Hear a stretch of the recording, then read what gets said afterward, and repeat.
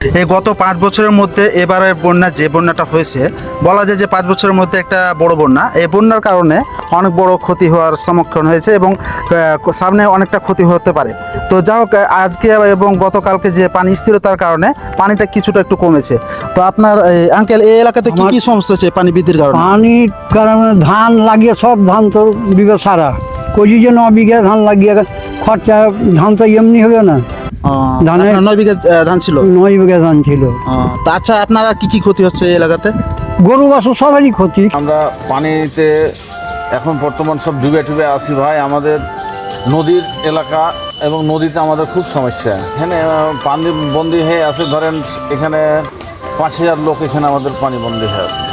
আমার সমস্যা প্রায় আমার বাড়ির আশেপাশে বন্যা, প্রায় আমার 40 থেকে 50 গরু আছে। সে গরু নিয়ে আমি বাইরে চলে গেছি বন্যার কারণে। চাঁপাইনবাবগঞ্জ শিবগঞ্জ থানার নামজাগনতপুর গ্রাম এবং মাঠে উপস্থিত। তো এই মুহূর্তে যে বাড়িগুলো আছে, এই বাড়িগুলো প্রায় পানিতে বন্দি আছে, কোথাও যেতে পারছে না। যেতে গেলে পরে অবশ্যই পানি ভেঙে যেতে হয়। আমাদের খুব কষ্ট হচ্ছে, রাস্তাঘাট তো সব ডুবে গেছে।